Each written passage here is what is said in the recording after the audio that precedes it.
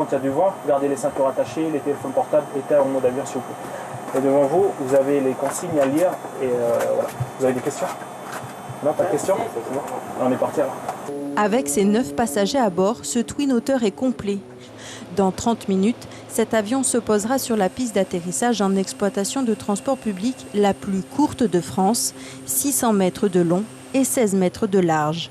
Eric, le commandant de bord, a dû passer une qualification particulière pour se poser ici. Depuis 1 an, il fait le voyage aller-retour Koumak-Belep 4 fois par semaine quand la météo le permet. Les reliefs ils sont tourmentés et il y a beaucoup de turbulences. Avant de venir là, on prend les paramètres à partir de Koumak pour savoir si, parce qu'on a des limitations de vent de travers ici, 10 nœuds de travers. Et savoir aussi si la piste est sèche ou mouillée. Si la piste est mouillée, on ne vient pas. Les règles de sécurité imposent la présence d'un sapeur-pompier sur l'aérodrome. Pendant 15 jours, le seul pompier de l'île est en congé. Pas remplacé, il n'y a donc pas de rotation aérienne pendant cette période.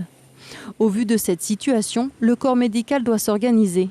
Adrien est sage-femme. Dès qu'il peut embarquer, il vient faire ses vacations au dispensaire. Souvent, on arrive comme ça vers 10h, 10h30, quand il n'y a pas de retard, jusqu'à normalement 11h30, parce que le dispensaire est fermé entre 11h30 et 13h30. Sauf que des fois, quand il y a trop de patientes, on travaille entre midi et 2 quand même. Et puis après, c'est jusqu'à 15h. En fait, on entend l'avion arriver, et puis quand on entend l'avion, on arrête les consuls. Bonjour, Rolande. Oui, on y va?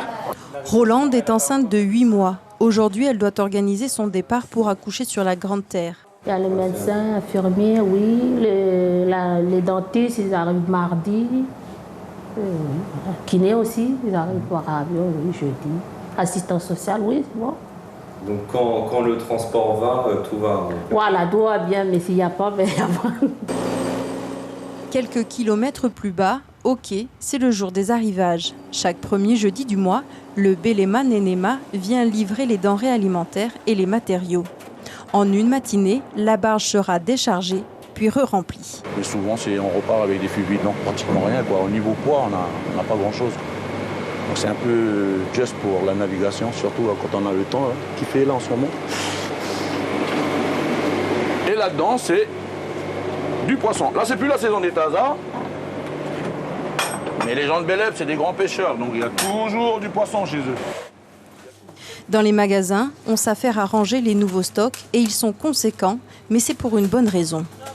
Premièrement parce qu'on est sur une île, on n'est pas forcément connecté au reste du monde et deuxièmement c'est pour s'assurer que toute la population puisse venir trouver leurs besoins ici dans ce magasin.